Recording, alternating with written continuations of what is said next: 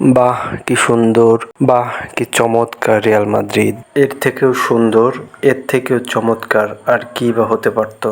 Champion লিগের quarter ফাইনালে Real মাদ্রিদের ঘরের মাঠে রিয়াল মাদ্রিদ ম্যানচেস্টার সিটির মুখোমুখি হয়। তুমুল হাড্ডাহাড্ডি লড়াইয়ের পর সে ম্যাচ ৩-৩ গোলে ড্র হয়। ফিরতি লেগে ম্যানচেস্টার সিটির মাঠে রিয়াল মাদ্রিদ এবং ম্যানচেস্টার সিটি মুখোমুখি হয়। তুমুল প্রতিদ্বন্দ্বিতাপূর্ণ সে ম্যাচে ১-১ গোলে ড্র হয়। ম্যাচ গড়ায় অতিরিক্ত সময়ে।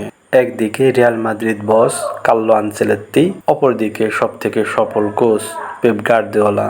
অভিজ্ঞ দুই কোচের মুখোমুখি লড়াইয়ে বিজয়ের হাসি কে হাসে তা দেখার জন্য মুখিয়ে ছিলেন ফুটবল প্রেমীরা। সেই সঙ্গে Rodrigo, Vinicius Junior, Erling Haaland এবং কেভিন ডি ব্রুইনার লড়াই তো ছিলই। ম্যাচের ফলাফল নিশ্চিত করতে শেষ পর্যন্ত টাইব্রেকারে মুখোমুখি হতে হয় দুই দলকেই। টাইব্রেকারে ৪-৩ গোলে সিটিকে হারিয়ে চ্যাম্পিয়ন লিগের সেমিফাইনালে রিয়াল মাদ্রিদ চলে যায়। চ্যাম্পিয়ন লিগ মানেই যে রিয়াল মাদ্রিদ তা বললে ভুল হবে না, একটি অপরটি সমর্থক শব্দ বলা যায়। চ্যাম্পিয়ন লিগের ইতিহাসে রেকর্ড ১৫ বারের চ্যাম্পিয়ন যে তারা।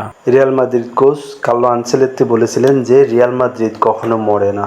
আসলেই তো তাই, রিয়াল মাদ্রিদ কখনো মরে না, রিয়াল মাদ্রিদ কখনো হারার আগে হারে না। যে ম্যাচে ম্যানচেস্টার সিটি স্পষ্ট ব্যবধানে ফেভারিট ছিল, সেই ম্যাচটাই কার্লো আনচেলত্তির দল কিভাবে ঘুরে দাঁড়িয়ে জয় ছিনিয়ে নিল, সত্যি বিস্ময়কর, সত্যিই সুন্দর, সত্যি চমৎকার সুন্দর। কোয়ার্টার ফাইনালের দ্বিতীয় লেগে সবকিছুতে এগিয়ে ছিল ম্যানচেস্টার সিটি।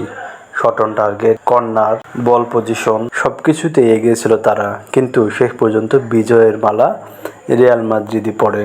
রিয়াল মাদ্রিদের হয়ে দুই ব্রাজিলিয়ান ছিলেন দুর্দান্ত ছন্দে। প্রথম লেগে ভিনিসিয়াস ছিলেন মারাত্মক ছন্দে, তিনি গোল পান এবং দ্বিতীয় লেগে রদ্রিগোর একমাত্র গোলে প্রথমার্ধে এগিয়ে যায় রিয়াল মাদ্রিদ।